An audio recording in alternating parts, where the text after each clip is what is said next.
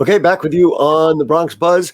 I am thrilled because he's my friend, but he really is, as I mentioned earlier, one of the most highly regarded painters and artists in the borough of the Bronx. Daniel Hauben, nice to see you and nice to have you with us on the program. Thanks. Great to be here, Gary. Let's just recap a little bit. A good time for artists, one would think, during the pandemic. You're all alone. You can't go anywhere. You may as well stay in the studio and paint.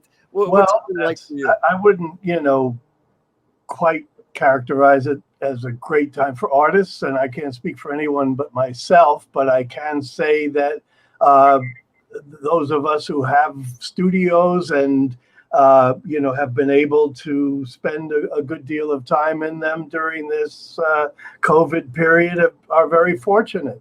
I was doing what I do anyway. I have to be honest with you, as you might know. I mean, I'm doing the program from my home, and so also I've been able to keep going. Do you find that you've been more prolific? That kind of the aloneness and closing out the world. Although you, of course, do landscapes and I'm always prolific. I guess my focus has shifted. Because I wasn't working outdoors as I want to do, when the weather's nice or whatever. I really was focused on 2 or 3 large paintings that I've, continued to work on all during this period. Happily, earlier this summer, Judy and I were able to get away, and I was able to do some work on location in California. We're going to show some of that. Let's get right to it. As you know, I'm a big fan of your work of Bronx landscapes. This first one that we're going to look at, this looks to me, we're looking at it on TV. This looks like it's one of those big Daniel Hauben murals of 2 or 3 panels. Yeah, so it's 2 panels. Began in, I would say, like 2014 on location on Boone Avenue and 173rd Street. And I learned about this because a good friend and fellow artist, Valerie Larco, a wonderful painter, was painting down in that area because she focuses on walls that have graffiti. And so she was in that area. When I got there, I found that what was of interest to me was her painting on, because I never had an opportunity. Rebecca, can we put that up again? It's too large and too masterful to walk away from. Yeah, these shots are not the greatest because these are works in progress. Okay. And this is one of the pieces that I've had lying around the studio that I've been working on. About how large is it? So it's about 6 feet across and 2.5 feet high. Oh, 2.5, because it's not, because I know you've done. Huge. Yeah, I'm used to the big, that take up your whole living room paintings. Well, there's only so many, there's only so much space. So let's take a look at the next one. We have many paintings and not enough time to go through. So this also is just, it's like I asked you Bronx pictures. You said, well, here's a Bronx sky. It is, a couple of buildings on, that are on the upper edge of the hill in Riverdale. And I just did that from my terrace last week. It's a pastel. And, luckily we have this great view, and we've, whenever there's a marvelous sky, I put on my polarizing sunglasses and get to it. So that's is that more difficult for you to do, to take a sky? I mean, the clouds are moving. It's not, you can say hold it right there, or do you use your imagination, which is relatively fertile? You have to, because every time you look up, it's changed.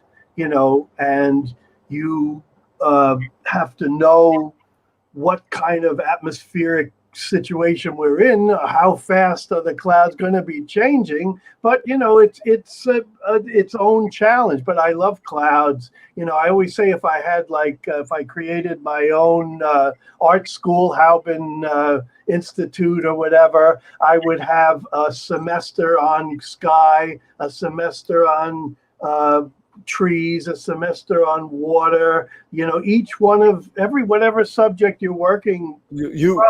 You have introduced, focus. Danny. I want to move on because I want to get to the next pictures. You have introduced the next painting perfectly. Okay. Let's take a look. Ah, Here we are, a whole new realm Yeah. of Danny Hauben's work. well, The yeah, detail is spectacular. it's new and it's old because this was a piece I called finished in 1982.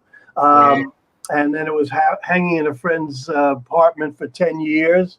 And I got it back and it was a little damaged. I started working on it and suddenly it became this crazy project. So it's also a large painting, about 6 feet, and used to be called Palm Tree. Now I call it Tropical Big Bang because I see it as like a whole universe. Your ability with detail is phenomenal. It's always been, even with buildings, and we've seen you do it with Bronx Landscape. All right, cue up the next one. Let it rip. Stretching out. So this is in some ways similar to the palm tree in terms of focusing on this, one area up in a tree. And this was done out in California at a friend's garden. So just directly. And how much time do you spend looking at and doing the painting, or do you take a photograph of it or a mental photograph? I'm working. I mean, especially having been in the studio for all these months, I just wanted to be out listening to the birds and smelling the flowers and seeing the light as it changed during the day. So that was done on location. I would say over 3 days, maybe a total of 9 or 10 hours. Wow. All right, let's go. Yeah. So let's see the next picture. It was called. So this was the first piece done out on location in Niles, California, just south of Oakland, and my first piece done, live out of my studio in over a year and a half. So that was kind of a. Is it more or less satisfying to do a natural landscape than it is a Bronx landscape, or are they just different and you view them equally? So you're saying that the Bronx landscape is not a natural landscape? Oh, no. Well, that's interesting. The buildings. I'm gravitating towards nature these days. I spent decades, as you know, on various street corners or, in all kinds of unusual and interesting locations. But I'm, more inclined to be in a quiet place where the air is fresh and the birds are chirping and my mind could be open with nature. Let's take a look at the next one. Keep it rolling. We want to get them all in. Now, I couldn't believe this. I can't imagine you being that kind of a painter. Well, there you go. I mean, it's the same rules for whatever your subject is, and that was also done, out in my friend's garden. Those are Icelandic poppies. Icelandic poppies. There you go. Do you look at it and say, "Oh, let's try this"? Because I don't recall seeing that you'd ever done that kind of, stationery. Because you want to see the Bronx thing. So I know. Showing you the Bronx thing, but now for today's program, I wanted to show the work that I've done. And the range of work, Danny, is fantastic. Let's see the next. Yeah, the range. So I've done flowers. Oh, this is my brother-in-law's backyard up in Blooming. God, if I get it wrong. It doesn't matter. What state? It's California? He's up near Canandaigua, New York. Oh, so it's upstate New York. There you go. All right, let's move to the next. I want to make sure we get them all in. Right. This one absolutely blew me away. Yeah, this is the one that I'm, really focused on. The name of it is Mnemosyne's Flight. Mnemosyne was the mother of the Muses, and that's her up in the air. And this is a large painting, 9 by 4.5 feet. It's evolved to 5 panels, and it is completely constructed out of my imagination. Constructed. I was going to ask that because you're usually kind of an eye to canvas painter, but in this case, you asked what was different about this last COVID period. That it freed me to explore Wow. Imagination generated work.